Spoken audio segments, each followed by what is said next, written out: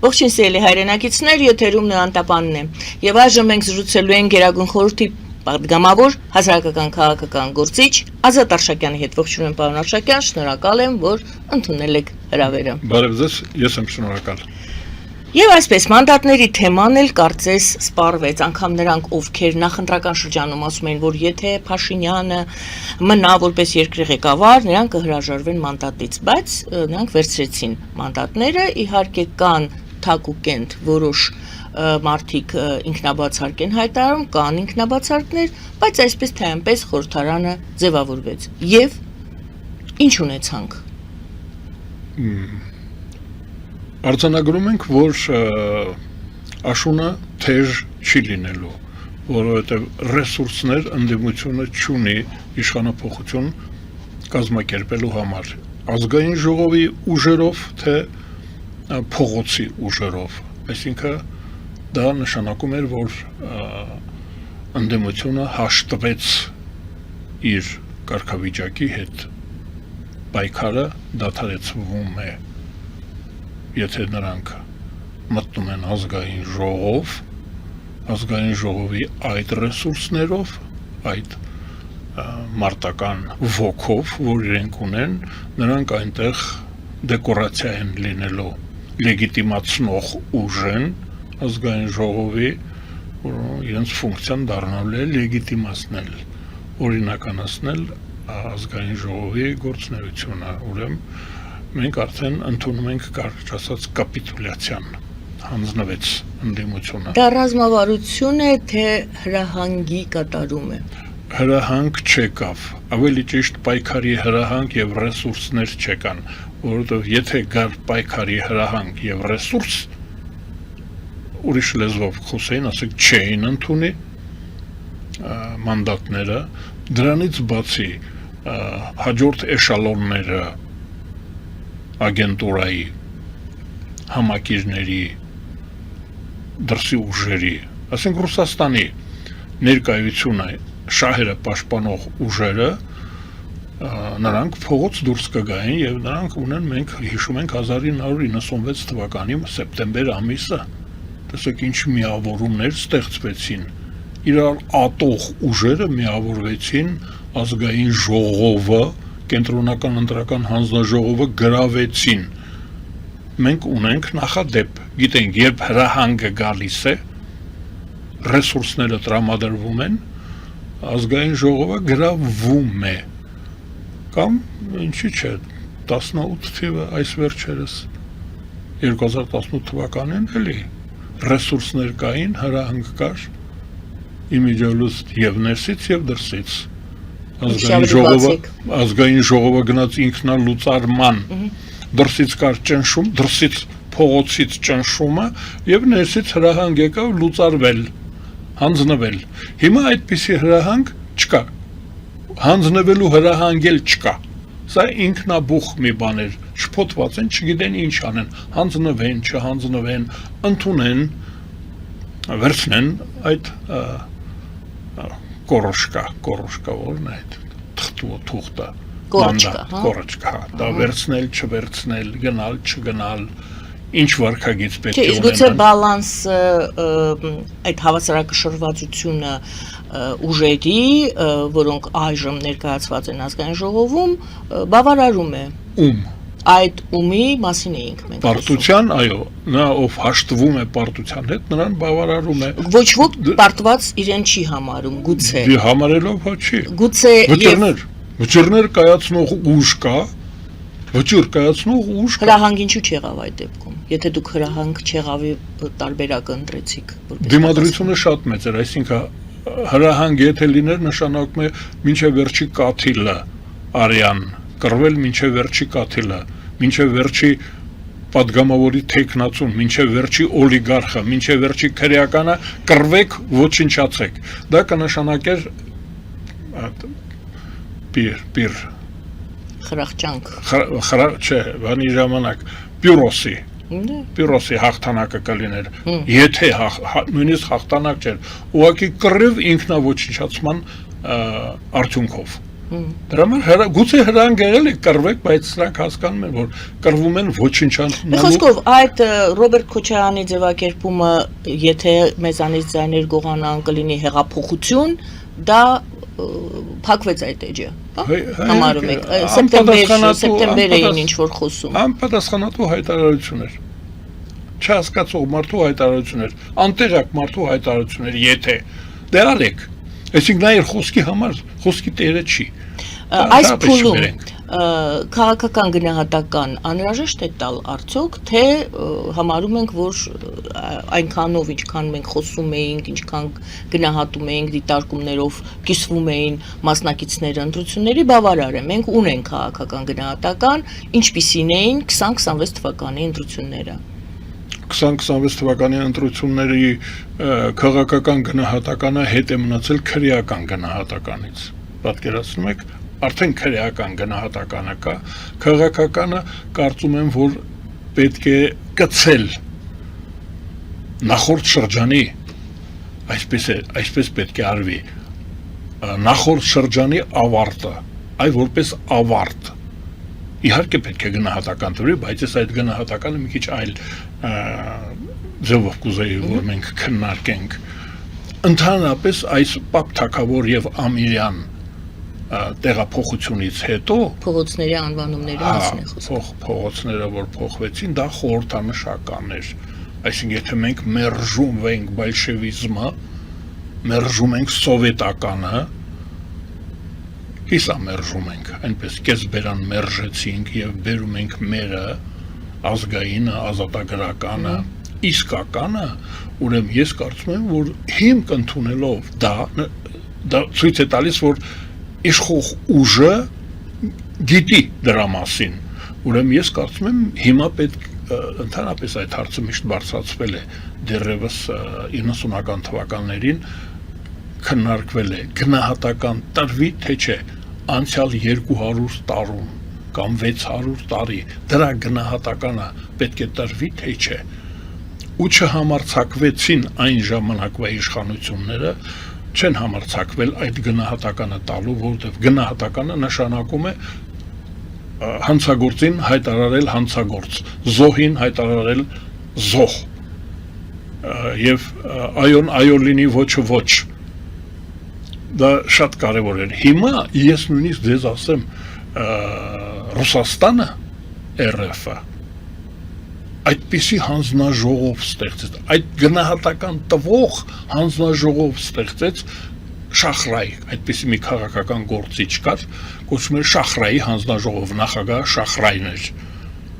Նա մի քանի տարի աշխատեց այդ հանձնաժողովը ու Ռուսաստանը սարսափեց իր կենսագրությունից։ Այ Ռուսաստանը կանգնեց հայելու առաջ եւ սարսափեց այդ տգեղությունից ու հանգցրեցին։ Դա ոչ թե դարձրեցին օրենք կամ որոշում, Գոսդումայի որոշում, այլ սարսափած Ռուսաստանը իր կենսագրությունից, իր 70-ամյա կենսագրությունից այնքան վատ զգաց, որ հանգցրեց, որոշեց, որ քաղաքական գնահատական պետք է, բայց նախադեպ որպես դա շատ հետաքրքիր է, հիմա մենք հայտարարում ենք, եթե մենք հնարավորություն ունենանք, երևի ես փորձեմ դա ձևակերպել, օգտվելով իմ սովետական ծագումից, ուրեմն մենք հիմա ասում ենք, այս ազգային ժողովը որևէ առաքելություն պետք է ունենա, օրինակ նախորդը ուներ, դրա նախորդը նույնպես ուներ առաքելություն, տեսեք, ինչ հետաքրքիր բաներ են, մենք կարող ենք ազգային ժողովներն իրենց մականուններով, դա առաքելություն չի ասում, կլիչկա, օրինակ նախորդ ազգային ժողովը, Ալեն Սիմոնյանի ազգային ժողովը, Եվրաքվեի այդ քաղաքացիական նախաձեռնությունը դարձրեց օրենք, Եվրոինտեգրացիայի, այսինքն ինչով կհիշվի նախորդ ազգային ժողովը, որը դեռ կա, վերջանում են օրերը, դա օրենք ընդունեց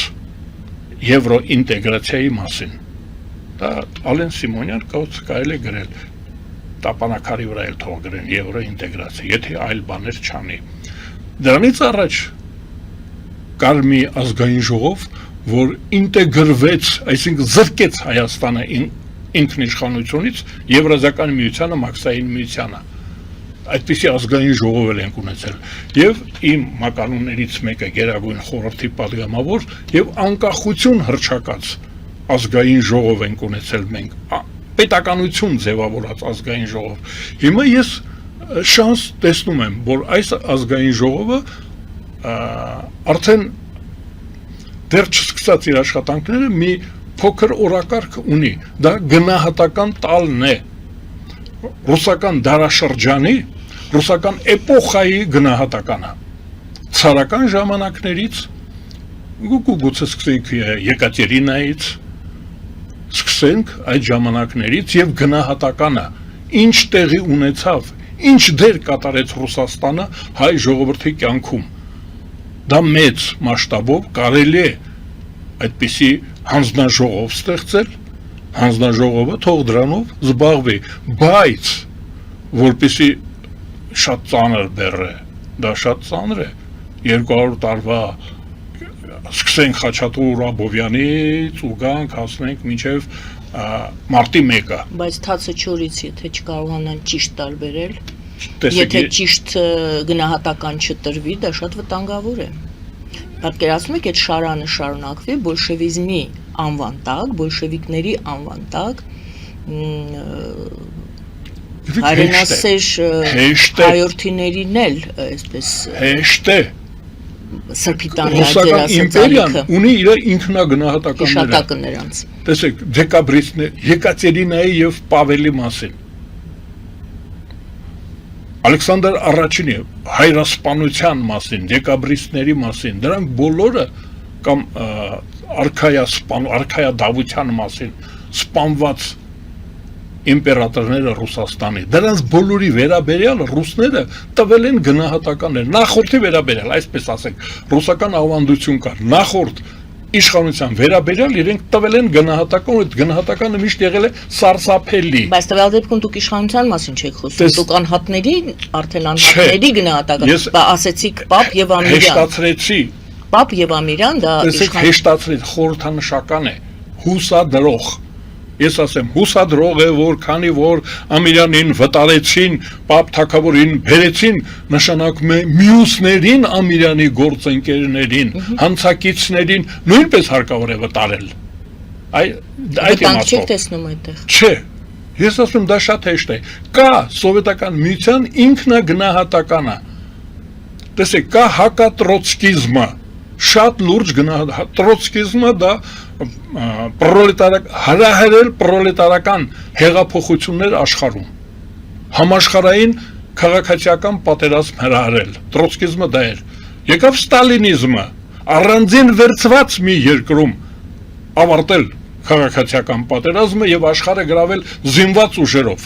զենքի ուժով, սվիններով գրավել, դրանց վերաբերյալ տրոցկիզմի վերաբերյալ կա ստալինիզմի գնահատականը, ստալինիզմի վերաբերյալ շատ լավ գնահատական, մեծ գնահատական կա, դա 20-րդ համագումարն է, սովետական միության կոմունիստական կուսակցության 20-րդ համագումարը գնահատում է, սարսափելի, մեզ համար, հայերիս համար դա կարևոր է, ուղղակի կարող ենք ասել, դուք ձեր մասին այսպիսի կարծիք ունեք, մենք համաձայն ենք ձեր կարծիքի հետ, հետո եկավ Խրուշչովյան օտտիպել, հալոցքը, այդ հալոցքի մասին կա Բրեժնևյան գնահատականը, այդ բոլորի մեջ մենք կանք, երբ որ ես ասում եմ գնահատենք ռուսականության դերը, Ռուսաստանի դերը, ռուսական իմպերիայի դերը, մեր կյանքում, լուսանցքում մի փոքր բան ասեմ, դեկրետ ա սիմյե, ուրեմն 1917 թվականին Ռուսաստանում դեկտեմբերին հեղափոխություն ընտանիքի մասին դեկրետ գրեցին եւ մեր մասին գրված էր այդ աբորիգեններին տուզեմցի, для տուզեմցով իջեցնել ամուսնության տարին աղջիկների համար 16-ից դարձնել 13, տղամարդկանց համար 18-ից իջացնել 16, մենք 1700 տարի հայ ժողովուրդը, ես ուզում եմ համեմատենք, ուր ենք ընկել մենք, շատ առաջադեմ այդ դեկրետը մեր համար դեգրադացիոն դեկրետ էր։ Մեր մոտ Արշակ երկրորդի ժամանակ հրովարտակ է եղել, աղջիկը պետք է ամուսնանա առնվազն 16 տարեկանից հետո։ 16 տարեկանից պակաս տարիքում աղջկան ամուսնացել է նշանակում է սեռական բռնություն։ Մենք այդպիսի 1700 տարի առաջ այդպիսի օրենք ենք ունեցել, գրավոր կա այդ օրենքը։ Դուք պատկերացրեք մեզ, մեր գնահատակը բոլշևիկների, մեզ որպես տուզեմցի, նախադասությունը ես հիշում եմ, տուզեմցի, տեղաբնիկներին 13 տարեկանից թող աղջիկներն ամուսնանան, 16 տարեկանից էլ տղաներին, այսինքն գրանցվի ամուսնությունը քաղաքացիական ԶԱԳՍ-ում։ Ես ասում եմ, թե ուր ենք եկել։ Բոլոր հարցերում դուք համարում եք հետնահանջ ենք ունեցել։ Դե տեսեք, ես ասում եմ, մենք 1700 տարի առաջ օրենք ենք ունեցել արքայական հրաման։ Հիմա պատկերացրեք Ռուսաստանի ինքնագնահատականները, այ ռուսականության, տեսեք, ես ես կասեի օրինակ Գրչակովի հրամանները, հանել հայկական հարցը Եվրոպա, որտեղ Եվրոպան ամեն անգամ գալի ասում էր մենք ճանաչում ենք հայ ժողովրդի պետության իրավունքը, որովհետև իմպերատորները Հռոմի, Գերմանիայի, Ֆրանսիայի թագավորը, Բրիտանիայի թագավորը, Իսպանիայի, Ավստրո-Հունգարիայի իմպերատորը, Բյուզանդիայի իմպերատորը ճանաչել են, Ալեքսանդր Մակեդոնացին ճանաչել է հայ ժողովրդի պետության իրավունքը որպես դաշնակցի, ոչ թե որպես պրովինցիայի, այ հայկական պետության հայ ժողովրդի կարգավիճակի օրիգինալությունը, առանձնահատկությունը, որպես պրովինցիա չեն ճանաչել մեզ, բացի ռուսներից։ Պարոն Օշակյան, դուք կպատասխանեք, կարողանայիք պահել։ Չէ, տեսեք ուր ենք գնում։ Կարողանայիք պահել։ Հիմա պահում ենք, մենք այդ պահապաններից մեկն ենք, մենք երկուսով եւ մեր փորձում ենք, չէ, մենք երկուսով չէ։ Մենք երկուսով եւ նրանք ովքեր որ հիմա մեզ նայում են։ Դիմակայել։ Պատմության ընթացքում հայ ժողովրդի կարգավիճակը եղել է պետական, ոչ պրովինցիալ։ Ես ասում եմ Ալեքսանդր Մակեդոնացու ժամանակներից Սուլլայի մասին, Լուկուլասի, Ներոնի մասին չեմ խոսում։ Ճանաչվել ենք որպես պետական ժողովուրդ ու ամեն անգամ Եվրոպան, արևմուտքը, ամեն անգամ երբ որ արևելքի մասին, մերձավոր արևելքի մասին խոսել է հայկական պետություն, հայերի պետությունը, ուրեմն ամեն անգամ ռուսները հանել են պետականության իրավունքը, 3 պետություն, մեկը եվրոպական, ուրեմն Թուրքիան, Պարսկաստանը եւ Ռուսաստանը որպես եվրոպական պետություն չեն ճանաչել մեր պետություն ունենալու իրավունքը։ Ես դրա համար ասում եմ, նայենք Արմյանսկայա օբլաստ, որ լիկվիդացրեցին, հենց այնպես չէր, որ դա կոչվում էր Արմյանսկայա օբլաստ, դա մանդատ էր, որ Ռուսաստանը ստացել էր հայկական պետություն ստեղծելու ինձ Տիգրանը մի անգամ դետողություն արեց, ասեց ոչ թե ստեղծելու, այլ ստեղծելու։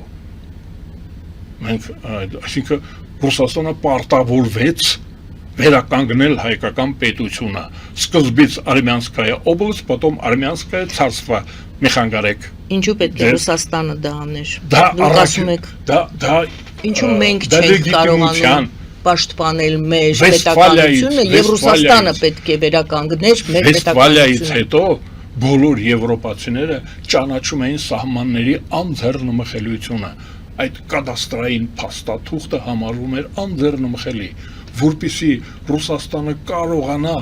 իրեն հռչակել գերտերություն քրիստոնյաների պաշտպան։ Խաչակրած արշավանք էր դա։ Պասկևիչը խաչակիր էր, Ռիչարդ երկրորդը խաչակիր էր, Բարբարոսը այդ իմպերատոր Գերմանիա խաչակիր էր, Սավոյները իշխանները այսօր կան դեռ, Լուզինյանները դրանք խաչակիր էին, այլ Ռոմանովները իրենց հռչակեցին, խաչակիր ասեցին, մենք էլ ենք խաչակիր, ազատագրում ենք, օգնում ենք քրիստոնյա ժողովրդին, հայ ժողովրդին կվերականգնի իր պետությունը։ Դա մանդատ էր, որ ինքը իրեն այդ Վիեննայի կոնգրեսին Ռուսաստանին դրա համար հրավիրեցին, ասեցին դու էլ ես խաչակիր, դու էլ ես քրիստոնյա, դու էլ ես եվրոպական արժեքներով ապրում, ազատագրի հայ ժողովրդի համար պետություն, մենք հույների համար դա արել ենք։ Հունաստանի համար արել ենք, Իսպանիայի համար արել ենք, ռեկոնկիստայի մասին է խոսքը, Իսպանիան ազատագրել տվել ենք Իսպանիայի ժողովրդին, 71 թվին էլ Իտալիան հանձնեցինք իտալացի ժողովրդին, և գիտեք ինչ տվեցին Իտալիային, Իտալիան ինչ ստացավ անկախության հետ միասին, հայկական պետության հովանավորի պաշտոնը ստացավ Իտալիան, այդ էր որ Գարշակովն ասեց չէ, Իտալիան դեռ պետություն չի, հանեք հայկական պետության գաղափարը օրակարգից, ռուսները հանեցին, Արմյանսկայա օբլաստը հանեցին, ես անուն ազգանունով եմ ասում, չէ Գարշակով, դրանք հիմա իրենց մոտ իկոնա է Գարշակովը,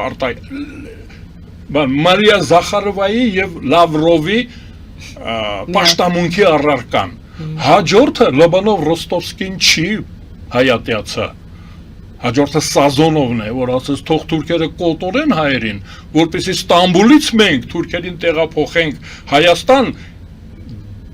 Դոնի մարզից, հարավային Ռուսաստանից ռուսներին տեղափոխենք Ստամբուլ, Սազոնովն էլ արգելեց հայկական պետության գաղափարը, որովհետև նորից իտալացիներ եկան, ասեցին մենք հայտարարված ենք, Իտալիայի թագավորը նաև Հայաստանի թագավորն էր, մինչև հիմա այդ տիտղոսն ակարում է, մենք հռչակված ենք Հայաստանի թագավոր, մեր տարածքը որն է, հայ ժողովրդի տարածքը, Արևմտյան Հայաստանում, և վերջինը մի ռուս էլ կար, որ ճանաչեց հայկական պետության գոյությունը Արևմտյան Հայաստանում, Լենինի Թուրքը Հայաստանի մասին, Թուրք Հայաստանի ժողովրդի ինքնորոշման իրավունք, որ գրել է Վահան Տերյանը, մի անգամ ռուսները, տեսեք, Արմյանսկայա օբլաստից հետո, մի անգամ ռուսները ճանաչեցին հայկական պետության գոյության իրավունքը Տաճկա Հայաստանում, Վահան Տերյանը գրեց հայերի ինքնորոշման իրավունքը, դրանից հետո,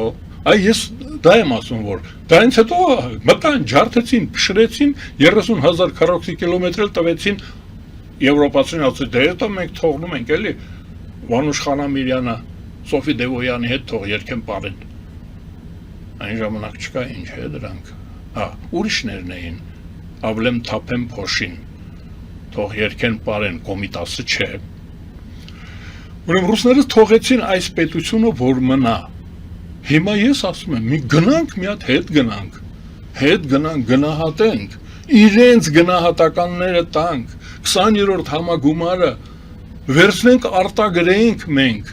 ասենք դուք այսպիսին եք եղել, ոչնչացրել եք ձեր մտավորականությանը, այդ թվում մեր մտավորականությանը, երկրորդ համաշխարհային պատերազմի գնահատականը տանք, մենք տանք, ես ես ասեմ անձնական բան, իմ պապը 4 անչափահաս երեխա ուներ, Ղևոնդ պապը, 4 անչափահաս երեխա, տարան ֆրոնտ Ղրիմում զոհվեց, բայց 4 երեխա ունեցող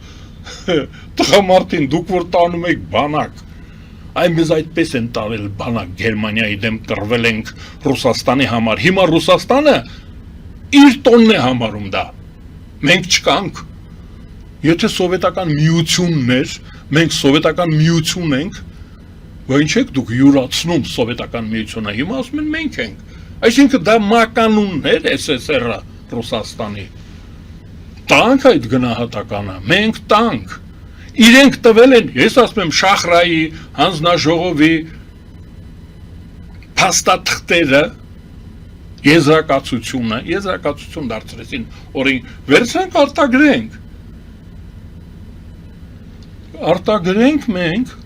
իմանանք, այդ որ ասում են դարավոր բարեկամություն, եղբայրություն, Սազոնովի, Լոբանով Ռոստովսկու, Յուդենիչի բարեկամն ենք մենք, Գրիբայեդովի բարեկամն ենք, Պուշկինը մեր բարեկամն է եղել, ես ասեմ, գիտեք ով է բարեկամը եղել, Վլասովը, գեներալ Վլասովը, որ ասում էր հայ ժողովուրդ, Գերմանիայի հաղթանակից հետո դուք կստանաք ձեր պետությունը, բոլոր ժողովուրդները Ռուսաստանի, գերի ժողովուրդները, Վլասովը, դուք ձեր պետությունը կստանաք, 1944 թվականին Պրագայում, ես ծանոթ ռազմագերիներ ունեի մեր հարևանները։ Ես ինքս գուլագում վլասովականների հետ նստել եմ, նրանք դուք պատկերացնեք մեր թշնամին Վլասովն է, որովհետև Վլասովը հայ ժողովրդին խոստանում էր անկախ պետություն, այսինքն Ռուսաստանի թշնամին մեր թշնամի, իդեպ Ներոնն էլ մեր թշնամին է, Ներոնին գիտեք ինչու էին մեղադրում,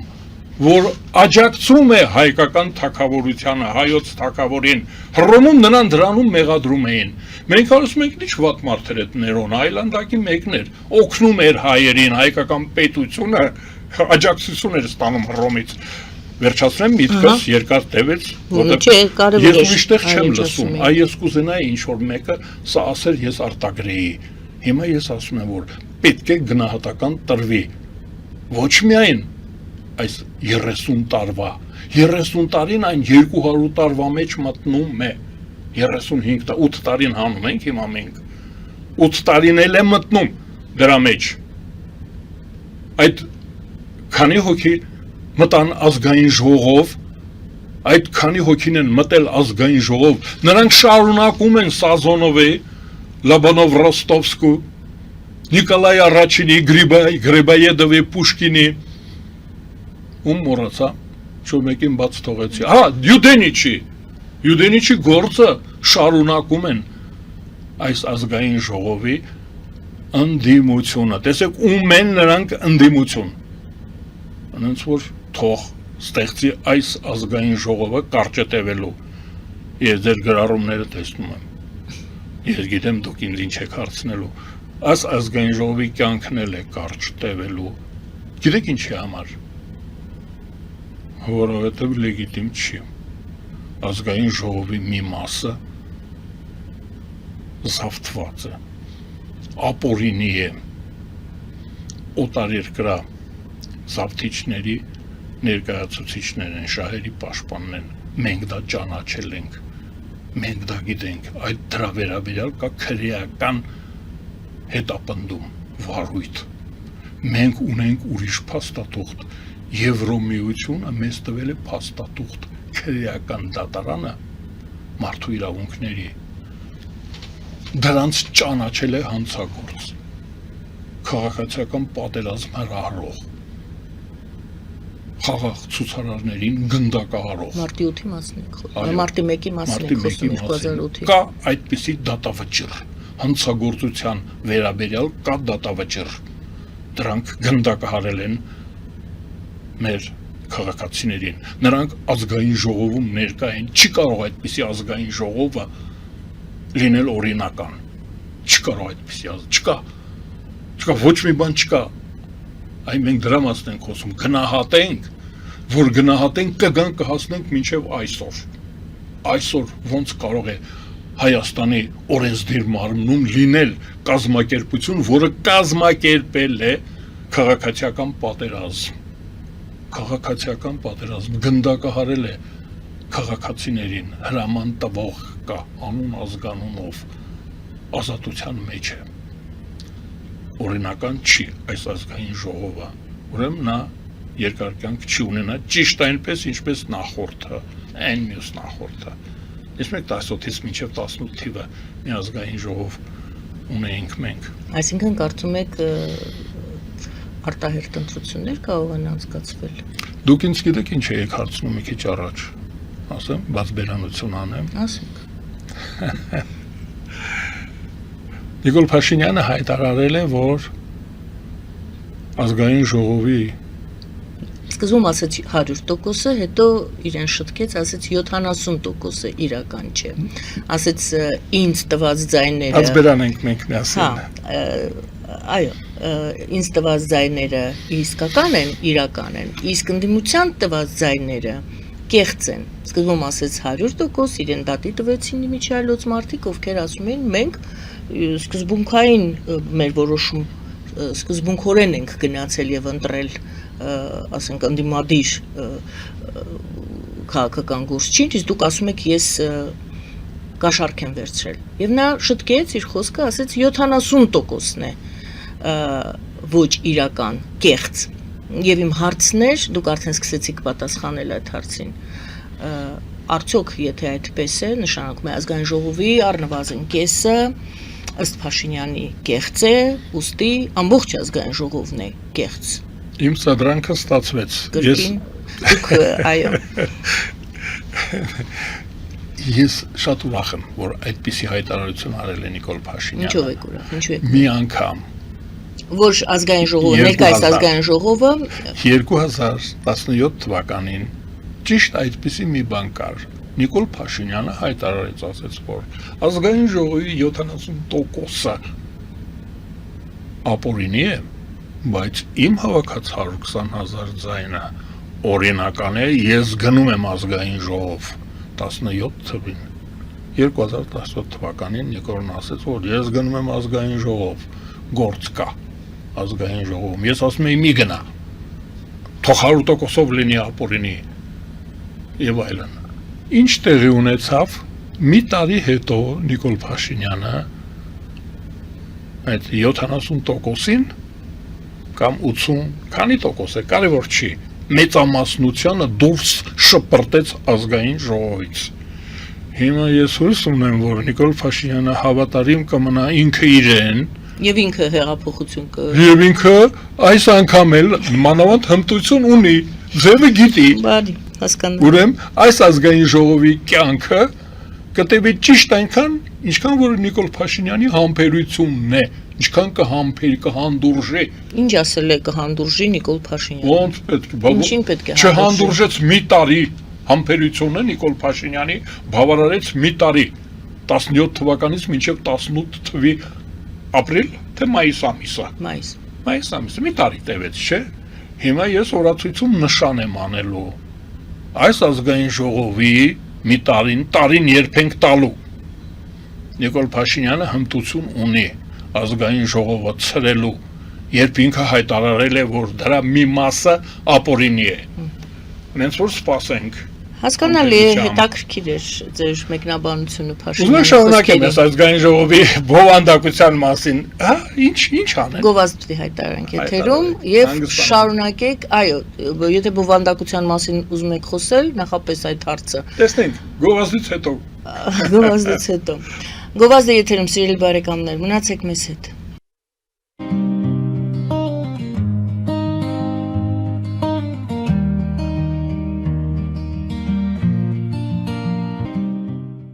Ֆելիչե ժամանակակից ատամնաբուժական կլինիկա։ Այստեղ հարմարավետությունն ու խնամքն առաջնային են։ Այստեղ կիրառվում են ատամնաբուժական ամենաժամանակակից տեխնոլոգիաներ, ճշգրիտ ախտորոշում, արդյունավետ բուժում, նուրբ փորձառություն եւ անհատական մոտեցում։ Սկսած սովորական մանրուքներից մինչև առաջադեմ ընթացակարգեր, այստեղ դուք գտնվում եք բարձր որակավորում ունեցող եւ փորձառու ատամնաբուժական մասնագետների ձեռքերում։ Մեր բարեկամական եւ հյուրընկալ անձնակազմն այստեղ է յուրաքանչյուր այցը հաճելի դարձնելու համար։ Ֆելիչե, ձեր առողջ եւ ամենաերջանիկ շպիտը սկսվում է այստեղից։ Եկեք եւ բացահայտեք նորարարության, փորձագիտության եւ կարեկցանքի կատարյալ համադրությունը։ Երևան Փոստը Գրանադա Հյուզում տեղեկացնում է։ Դրամական փոխանցումներ 1%-ով։ Օդանավով 1 փաունդը 2.99։ Նավով ուղարկեք 1 արկղ, երկրորդ արկղը անվճար։ Ավտոմեքենաների փոխադրում անհավատալի արժեքներով։ Ինչպես նաև կահույք եւ մեծ չափի բեռների փոխադրում։ Jackpot հագուստի խանութը երկրորդ մասնաճյուղն է բացել Գլենդելի սրտում, որտեղ կարող եք ձեռք բերել եվրոպական եւ ամերիկյան ընտիր հագուստեղեն, կոշկեղեն, աքսեսուարներ, պայուսակներ ամենահարմար արժեքներով։ Նաև կարող եք ցանկացած ապրանք պատվիրել եւ ձեռք բերել կարճ ժամանակում։ Jackpot-ի Գլենդելի հասցեն է 1135 North Pacific Avenue, հեռախոս 818 813 2252։ Jackpot հագուստի լավագույն կենտրոնը Գլենդելում։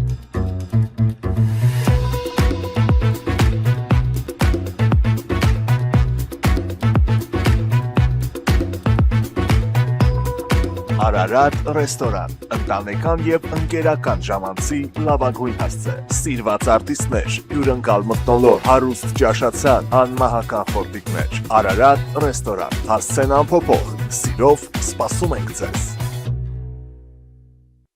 Լավագույն պաղպաղակ, բնական, համեղ եւ մատչելի գներով պաղպաղակը կարող եք ձեռք բերել բոլոր հայկական խանութներում։ Պահանջեք հայկական պաղպաղակ, Թամարա պաղպաղակ։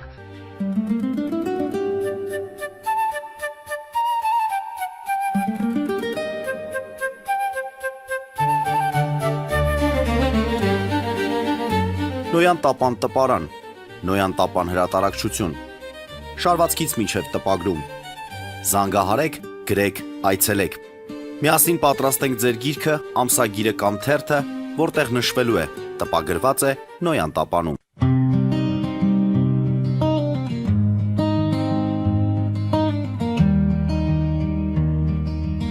Սիրելի բարեկամներ, հիշեցնենք, որ մենք զրուցում ենք Ազատ Աշակյանի հետ, հասարակական քաղաքական գործիչ։ Եվ այսպես մենք զրուցում ենք եւ խոսում ենք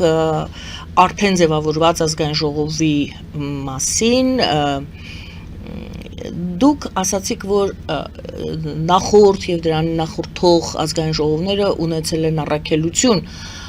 որն է ըստ ձեզ, ձեր կարծիքով կամ որը կուզենայիք, որ լիներ, կամ կուզենայիք դա մի բան է, իսկ փաստացի կարծում եք, որ կլինի այլ բան է, առաքելությունը այս ազգային ժողովի։ Դուք խոստացաք գովազդից առաջ, որ խոսելու ենք ներկայիս ազգային ժողովի բովանդակության մասին։ Ես քանի որ դիսկրետ մտածելակերպ ունեմ, զախլիկ եմ, ճյուղավորում եմ, սիրում եմ ճյուղերի հետևից գնալ, հետաքրքրում է, ջազմեն եմ էլի։ Ուրեմն առաքելությունը, եթե 3-4 մասի, հա, բաժանենք, հաշվենք, տեսնենք ինչքան է, ուրեմն գերագույն սովետ գերագույն խորհուրդը 90 թվականից, այդ առաջինը, պետականաշինության 1400 որոշում եւ օրենք ընդունեց պետության մասին։ 1000 չկան։ 1400, ուստի 1350 կամ 1520, հա, 1500 ասենք, հա, թվաբանությունը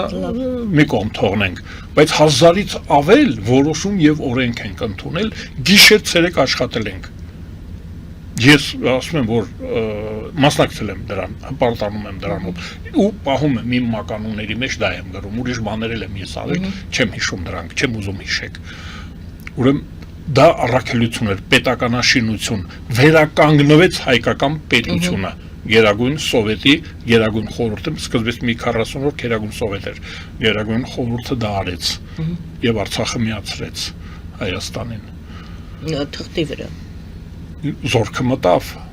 մեր զինվորը կանգնած էր սահմանին, գերագույն սովետի։ Համարում եք միանալ, լավ։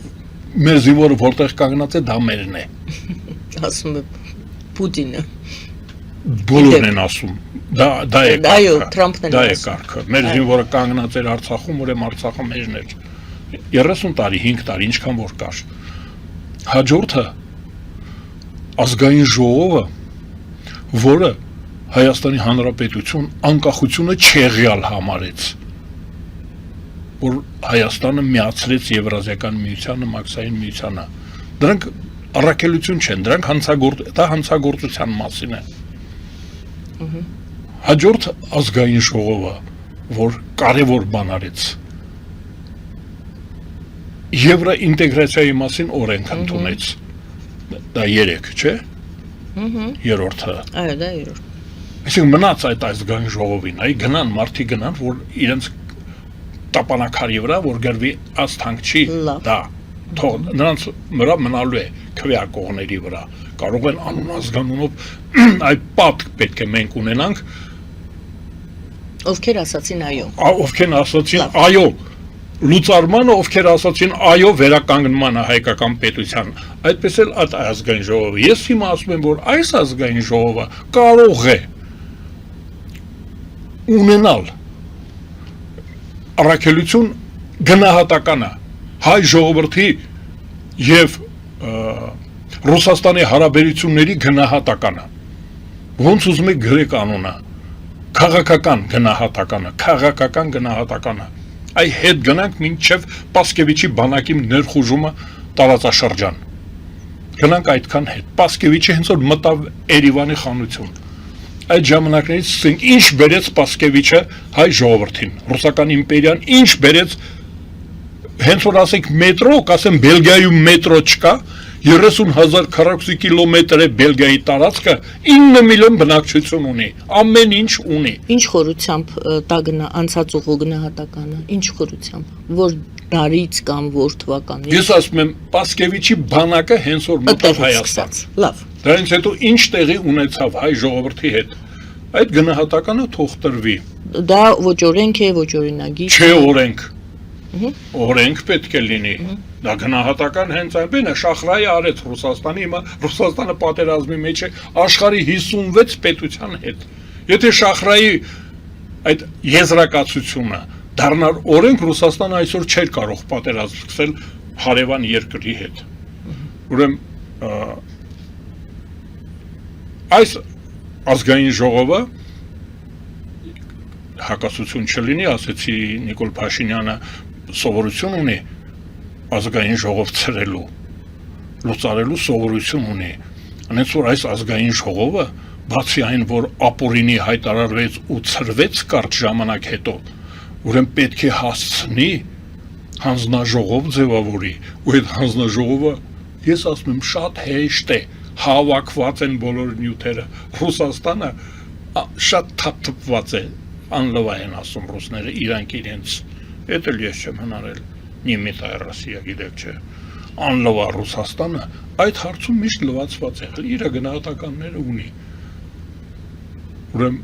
այս ազգային ժողովի առաքելությունը կլինի, որ ինքը այդ հանձնաժողովը ստեղծի եւ գնահատականը տա, հետո Նիկոլ Փաշինյանը կլուծարի, ուրախ կլինենք, որ լուծարի։ Եթե այդքան միահամուռ լինի եւ համերաշխ լինի, էլ ինչ է լուծարում։ Չէ։ Եթե ազգային ժողովը գնահատական տա, դա նշանակում է ազգային ժողովը միակարծիք է, Չէ, դիմադրելու են, ոչ իրենց գնահատականն է լինելու։ Ես դրա համար եմ հարցնում, ինչպես եք պատկերացնում։ Պայքար է լինելու, զգուշորեն իրար քաշքշելու են։ Այդ Երագույն Սովետում դու կարծում եք հենց այնպես հեշտ էր, քաշքշում էինք իրար։ Գիշեր ցերեկ աշխատում էինք ու ատում էինք իրար։ Ատելությունը դա պրոգրեսի պատճառ է։ Լավ, բովանդակության մասին սա կարճ այն ինչ ասեմ։ դուք կցանկանայիք, որ լիներ։ Այո, դե Իսկ շուտով հիմա այն ինչ մենք ունենք։ Հիմա գիտեք, մենք ունենք օրակարգ, ազգային ժողով ընտրված պատգամավորները, խմբերը, խմբակցությունները, քաղաքական ուժերը օրակարգ չունեն։ Ես մասնակցել եմ ընտրություններին։ Օրակարգ ունեին երկու կազմակերպություն։ Հետաքրքիր է, չէ՞։ Մենք պայքարողները այդ հանցագործ ռեժիմի դեմ պայքարողների, դուք գիտեք, որ Արման Բաբաջանյանից սկսած հանուն Հանրապետության կուսակցության ձևավորած թիմը, գրեթե բոլորս այդ իշխանությունների օրոք ազատազրկվել ենք որպես պայքարող։ Անուն ազգանունով կասենք Վովան Առաքելյան, Վարդան Մալխասյան, Ազատ Արշակյան, Արման Բաբաջանյանը, Քրիստինեն Աբրամյան, բոլորս բան ենք, սրոք ենք ստացել այդ Ալիևի կոմիսարների իշխանության օրոք։ Մեկը դա էր օրակարգ ուներ, այսպիսի օրակարգ գնահատական տալ քաղաքական։ Երկրորդը ես համարում եմ, որ Գուրգեն Սիմոնյանը ուներ օրակարգ։ Այդ երկու ուժերն էլ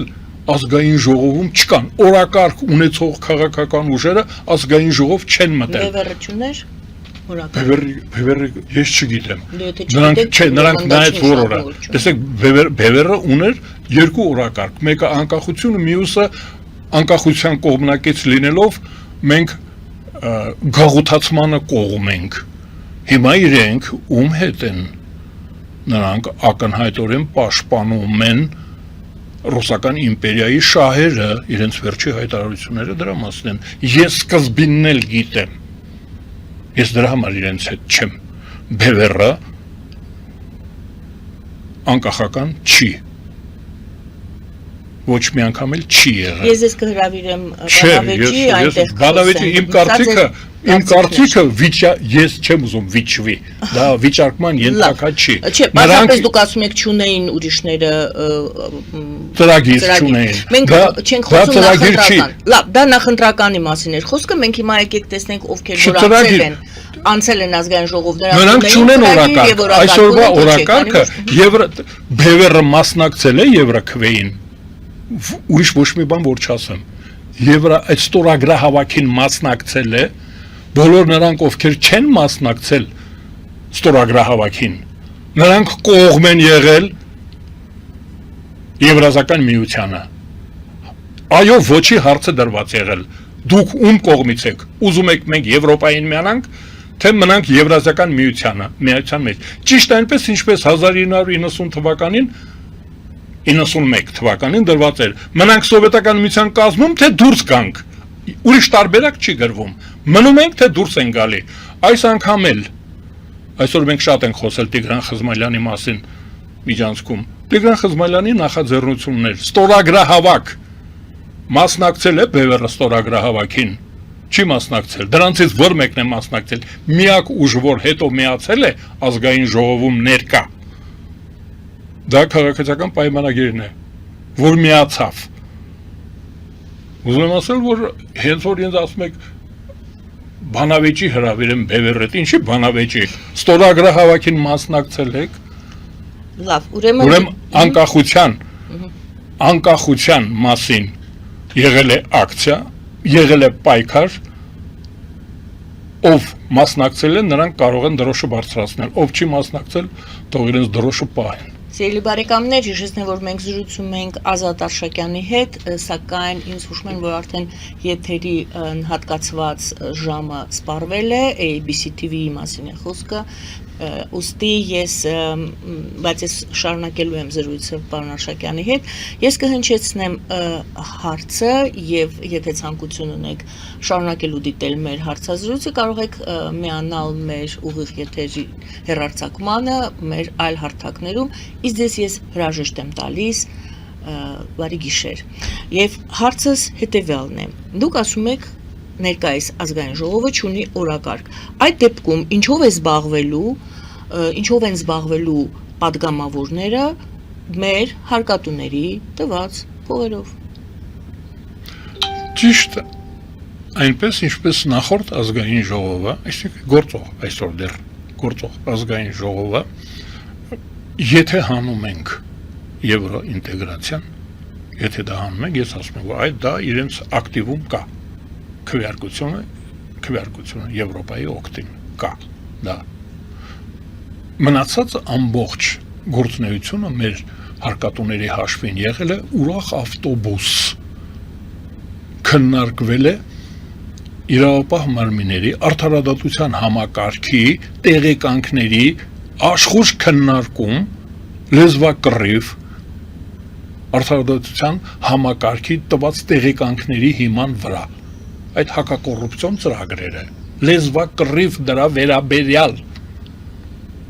այսինքն դա անհետաքրքիր է, դա հարկավոր է առանձին եթեր հատկացնել որևէ ծրագրի, լավ կլինի, որ հանրայինով, այդ հրավիրեն տեցիկռուգում, այդ տեցիկռուգում այդպիսի բան ստեղծեն ամֆիթատրոն, ու այնտեղ այդ հանդիպումները անցկացնեն քրեական ենթամշակույթի վերաբերյալ։ Ոչ ազգային ժողովում։ Ազգային ժողովը ունի ուրիշ ֆունկցիա, օրենսդիր օրենքները ամենակարևոր մարմինն է, որովհետև մյուս ինստիտուտները, այդ թվում վարչապետը, նախագահը, դատավորները, բոլորը նշանակվում են ազգային ժողովի կողմից, ազգային ժողովն է, մեր երկրի ղեկավարը ազգային ժողովի նախագահն է իրականում, մյուսները հրավիրյալներ են, լեգիոներ են, ուրեմն նրանք պետք է զբաղվեն պետականաշինությունով, հիմա այսօր դա չկա, տեսեք ես ասում եմ գնահատականը չկա, դու գիտեք ձեր մոտ երևի ասել եմ, Երևան քաղաքի կենտրոնում կա օկուպացիոն բանակի հուշարձանը, հուշակոթողը, գրված է վրան, հայկական պետության զավթիչ,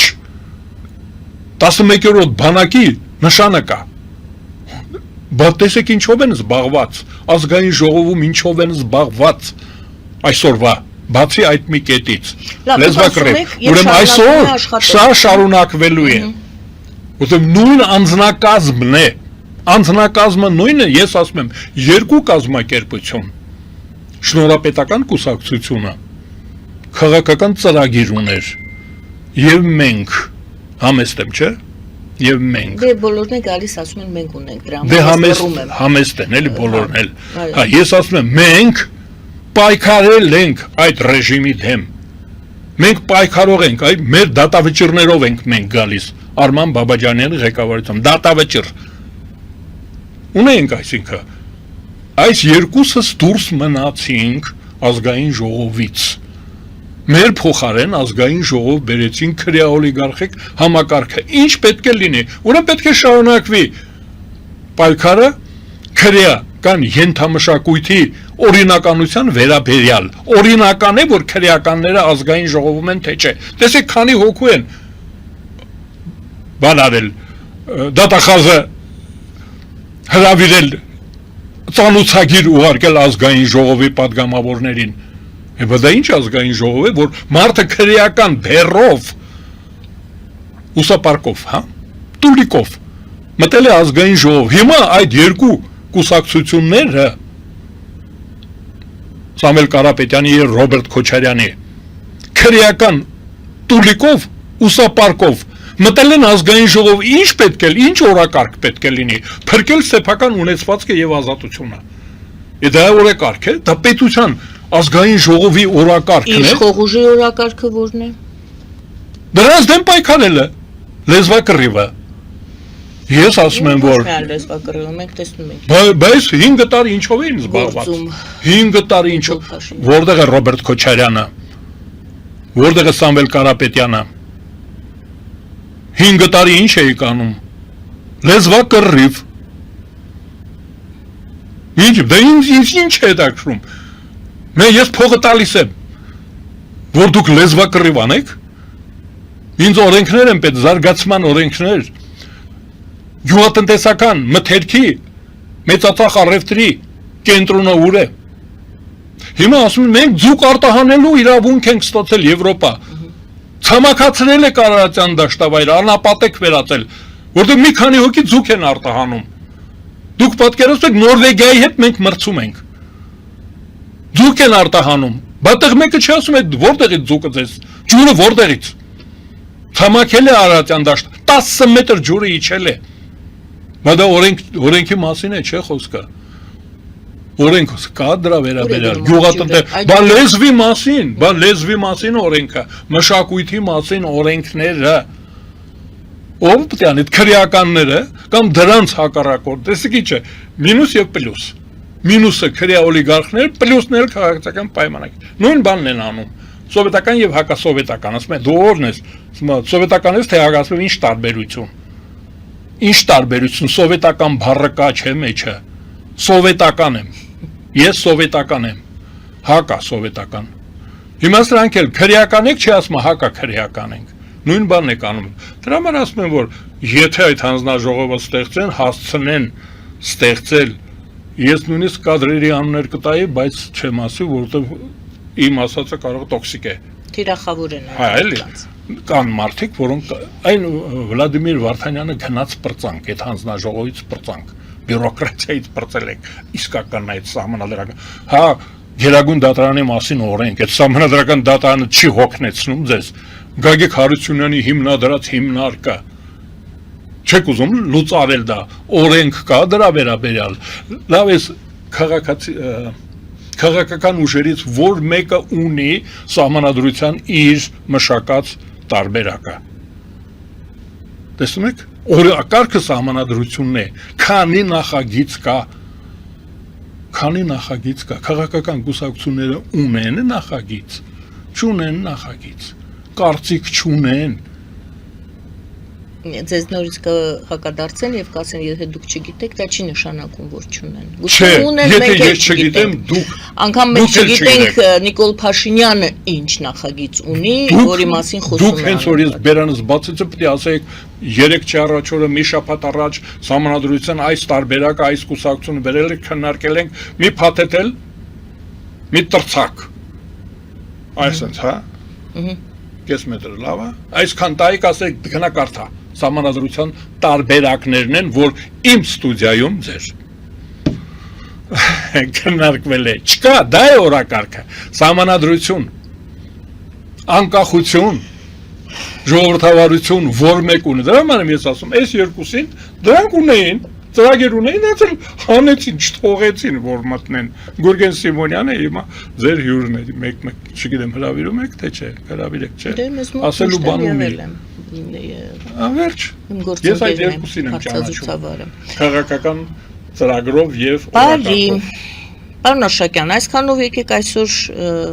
մեր զրույցը ավարտենք։ Գնանք արձակուրդ, թե չէ։ Այո։ Շնորհակալ եմ, որ եկաք, շնորհակալ եմ, որ այո այս շոքին Էջմիածնից եք գալիս։ Մեր սարանին տեղեկացնեմ։ Սուրբ Էջմիածնից, ես Սուրբ Էջմիածնից, ես այս տերտերների Դուք ջրի մասին էիք խոսում, ցավոտ հարց բարձրացրեցիք։ Անապատ է դառնում Սուրբ Էջմիածնի շրջանը,